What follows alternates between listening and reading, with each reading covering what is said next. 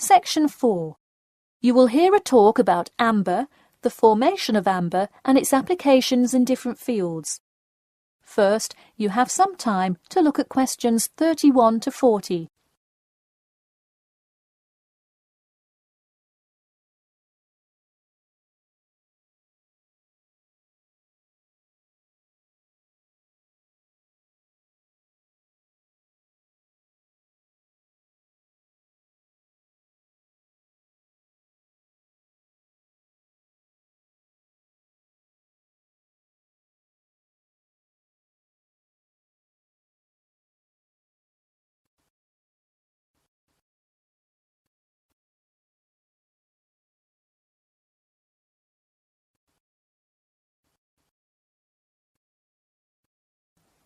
Now, listen carefully and answer questions 31 to 40.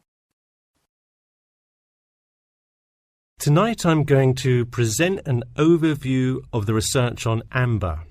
Okay, I'll start by giving a brief introduction about amber, then talk about the formation of amber, and then describe amber's applications in different fields. First of all, what is amber? Amber is not a stone, but is ancient fossilized tree resin, which is the semi-solid amorphous organic substance secreted in pockets and canals through epithelial cells of the plant. And why is resin produced?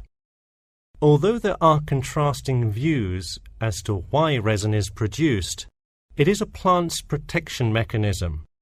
The resin may be produced to protect the tree from disease and injury inflicted by insects and fungi.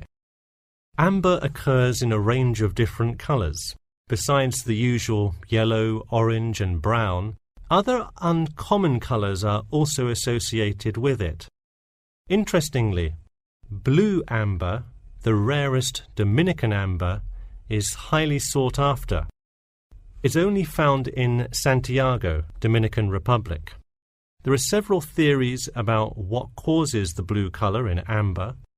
The most common one links it to the occurrence of volcanic dust that was present when the resin was first pressed out from Hymnaea protera millions of years ago. At this point, you might be curious about how amber is formed. Molecular polymerization resulting from high pressures and temperatures produced by overlying sediment transforms the resin first into copal. Sustained heat and pressure drives off terpenes and results in the formation of amber. Copal, that I've just mentioned, is also a tree resin, but it hasn't fully fossilized to amber. More generally, the term copal describes resinous substances in an intermediate stage of polymerization and hardening between gummier resins and amber.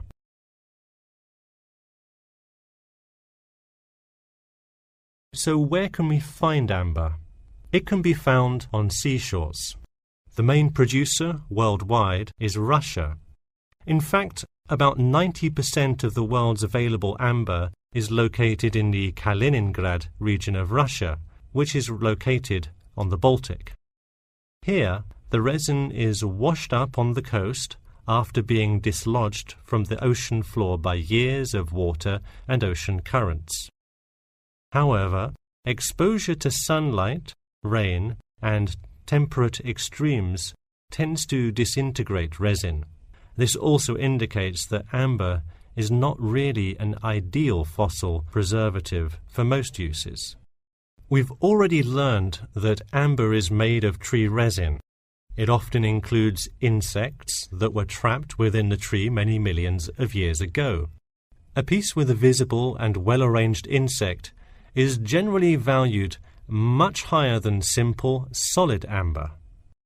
One Dominican amber source reported finding a butterfly with a 5-inch wingspread. This is both a large and unusual find, and most butterfly specimens have no more than a 2-inch wingspan. Inclusions in Dominican amber are numerous, one inclusion to every 100 pieces. Baltic amber contains approximately 1 inclusion to every 1,000 pieces. Now that you have a basic knowledge of amber, I'd like to talk a bit about amber's application in different fields. First, amber is appreciated for its colour and beauty. Good quality amber is used to manufacture ornamental objects and jewellery. For instance, using a variety of exclusive, first-class quality natural Baltic amber with silver to make natural amber jewellery.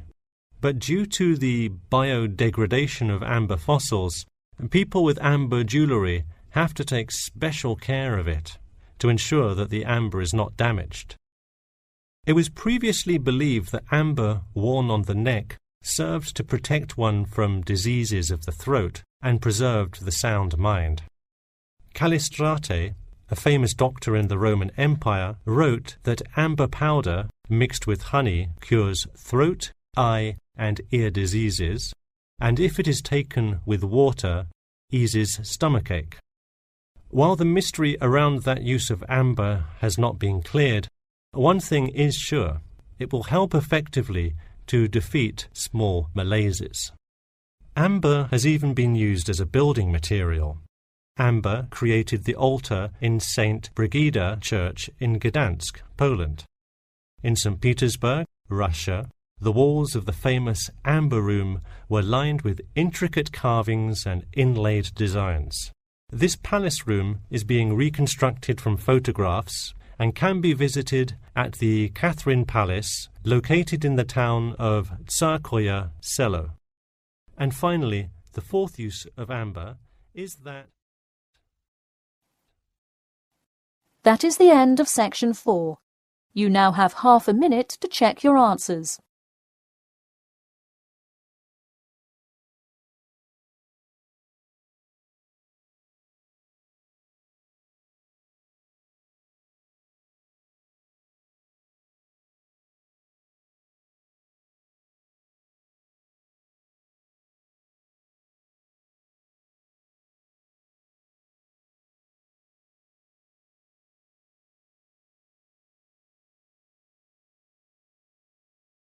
That is the end of the listening test.